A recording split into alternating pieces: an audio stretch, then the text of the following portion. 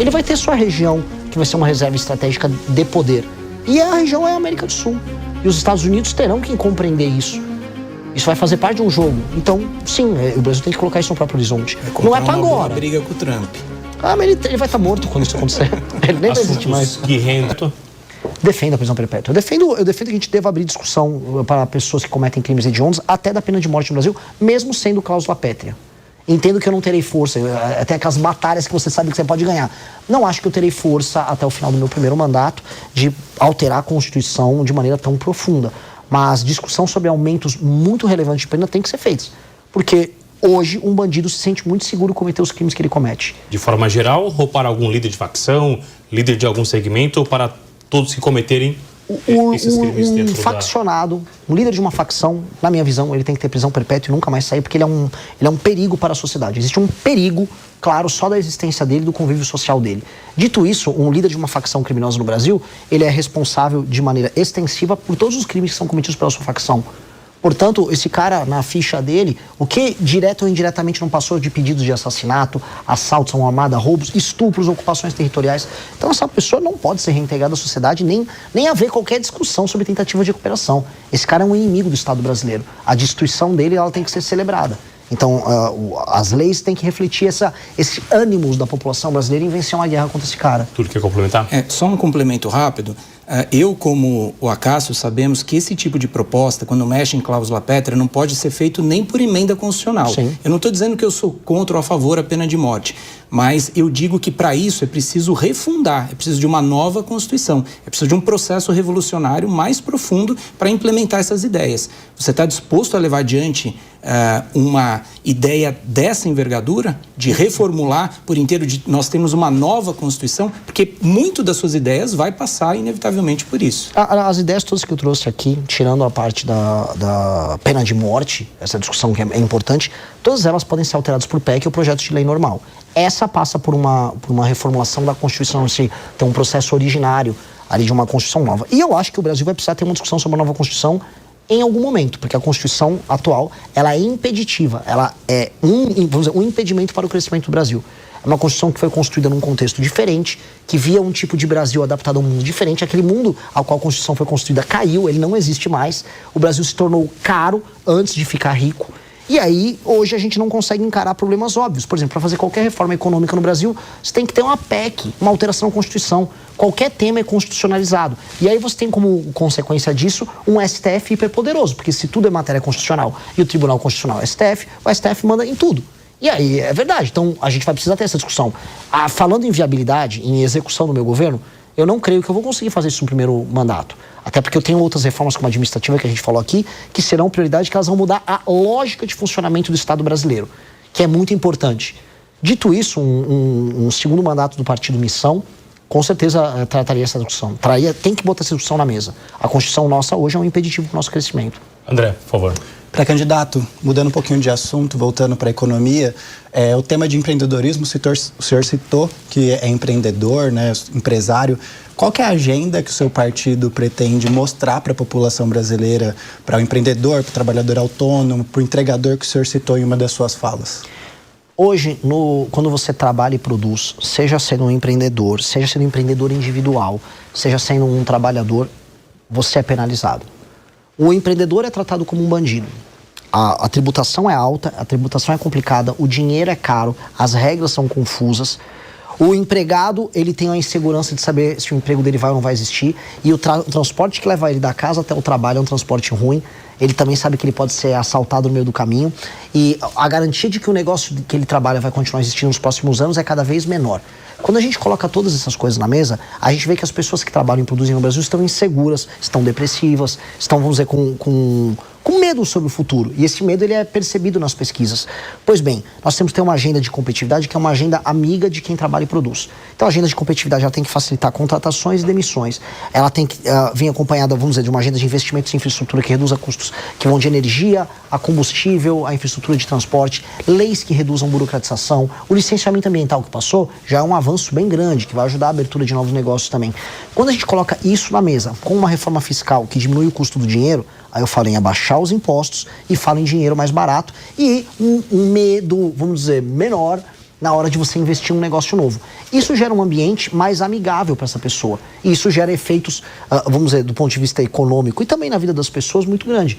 Então, essa é a agenda que eu quero colocar. Uma agenda que facilita a contratação, facilita a demissão, facilita abrir empresa, facilita fechar uma empresa. Quando o senhor fala de facilitar a contratação, o senhor pensa numa nova reforma trabalhista, de mudar um pouquinho o regime CLT? Eu considero o regime, veja só, o regime trabalhista brasileiro, que é o regime da CLT, ele é um regime ultrapassado. Não à toa, uma parte muito importante da população brasileira se tornou MEI, outra está na informalidade pura e simples e um pedaço está a CLT. As gerações mais novas já não querem nem o CLT.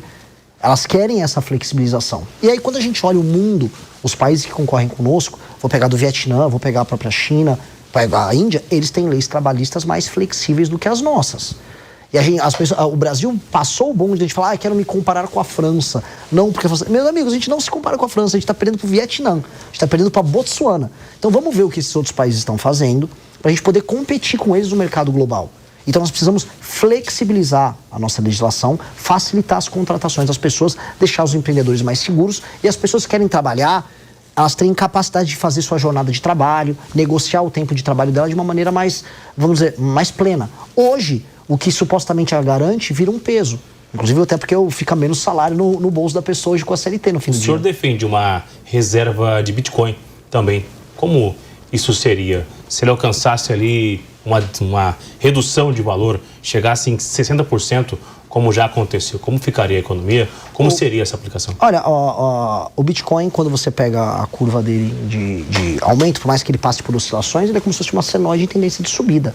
Ele oscila no dia a dia, oscila no mês a mês, oscila no ano a ano, mas a tendência dele é sempre de subida e ele está virando uma reserva internacional estratégica. Ter Bitcoin, né, como uma reserva de valor para uma nação moderna que entende o papel do Bitcoin no futuro é importante. Assim como tornar o Brasil um país, vamos dizer, amigável para investidores na área de cripto e para investidores na área de tech como um todo. Eu acho que, vamos dizer, isso é um aceno muito importante para que o capital humano de alta qualidade que existe ao redor do mundo veja no Brasil um lugar amigável para ele construir empresas. Porque isso é uma das coisas que nós precisamos fazer. O Brasil tem um potencial no mundo cheio de nômades digitais, em que talentos vão ficar viajando de um país para o outro, em atrair essas pessoas para viver bem aqui e montar empresas de tecnologia.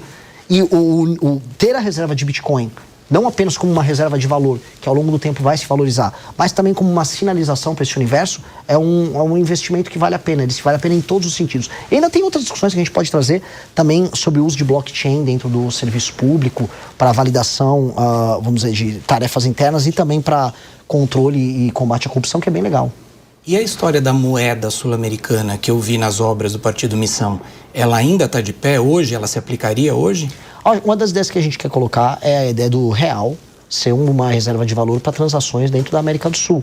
Hoje a gente vê um questionamento do dólar como essa moeda única e ter o real acompanhado de um banco sediado no Brasil para investimentos em infraestrutura, isso seria uma ferramenta muito importante para a região para afirmar o Brasil como essa potência regional na área de infraestrutura, pacificadora também em termos de segurança, mas também para ajudar a se beneficiar de um comércio regional que precisa aumentar. O Brasil é muito isolado dos demais países e é a maior potência da região.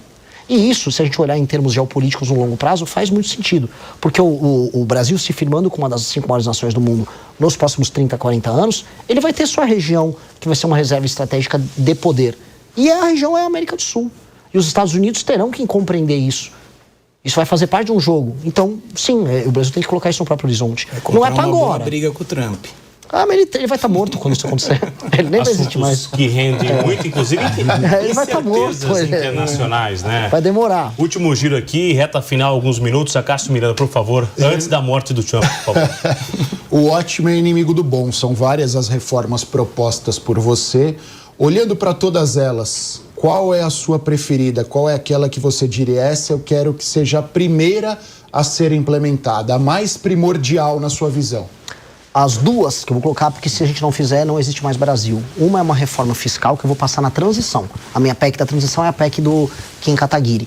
E a primeira, tão logo eu tome posse, é uma reforma nas leis penais, nas leis de execução penal e um enfrentamento muito claro ao crime organizado, com implementação do falado que a gente discutiu aqui, direito penal do inimigo. Essas são as duas coisas, porque uma resolve as contas públicas e alteram o clima de derrota que existe dentro da economia brasileira, e a outra devolve o território brasileiro e a liberdade de ir e vir para o brasileiro. Ou seja, eu volto a ter um país. Se eu passo essas duas coisas, eu volto a ter um país normal, coisa que a gente não tem. Depois de ter um país normal, todo o resto passa a ser, vamos colocar aqui, lucro, né? Que aí eu posso discutir a agenda de competitividade, como a gente falou, uma agenda voltada para o agro, investimento de infraestrutura, desfavelização, pegar as regiões mais pobres do Brasil e torná-las autossuficientes, uma reforma no Pacto Federativo, a reforma administrativa que a gente falou.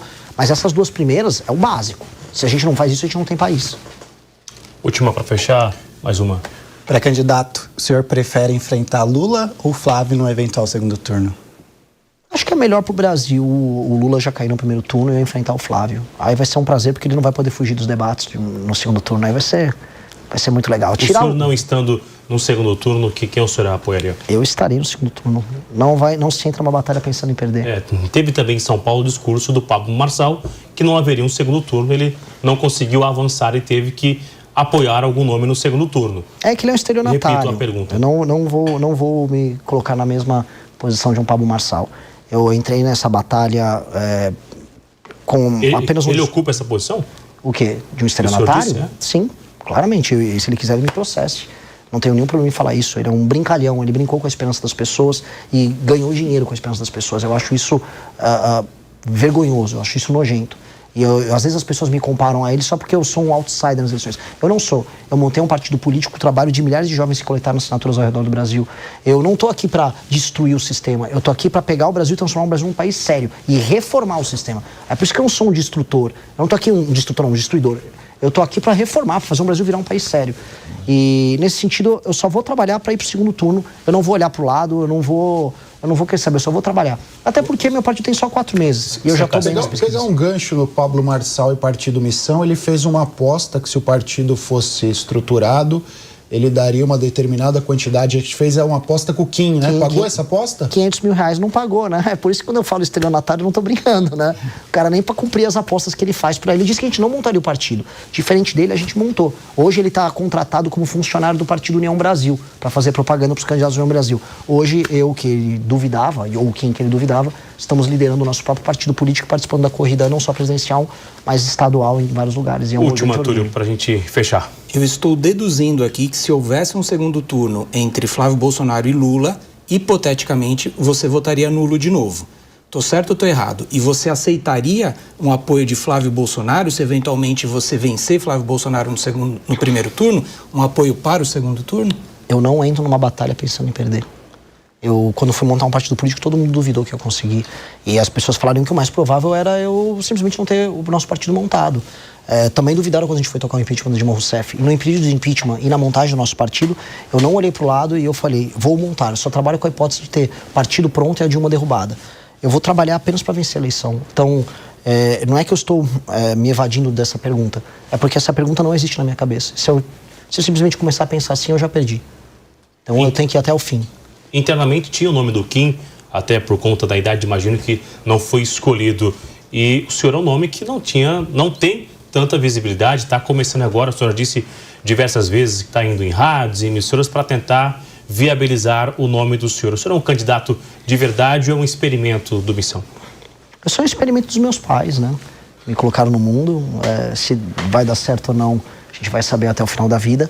Mas eu sou uma liderança verdadeira do grupo político com o qual faço parte. Eu fundei o meu MBL, quando eu fundei, um jovem, tinha 30 anos, e no processo de impeachment da Dilma, eu liderei inclusive parlamentares, eu fui vice-presidente do comitê do impeachment, eu fundei uma revista de cultura e política no Brasil, fundei um aplicativo que é uma rede social própria, lidero um partido político e o maior movimento político do Brasil, ao mesmo tempo sou escritor, também sou compositor, sou uma pessoa capaz e isso me qualifica a ser, enquanto uma pessoa séria, capaz de grandes realizações, um líder político para o Brasil. Então, eu vou até o final nas eleições e eu lidero uma massa de pessoas sensacional. Eu lidero hoje o que há de melhor no Brasil. Onde há capital humano de qualidade, onde há uma pessoa inteligente, há um apoiador da missão. E isso está se espalhando cada vez mais. Então, não há um experimento, há apenas, vamos dizer, a constatação de que o sonho de um Brasil diferente vai dar certo. Gostou do conteúdo? Então deixe o seu like e inscreva-se no Valor e Liberdade.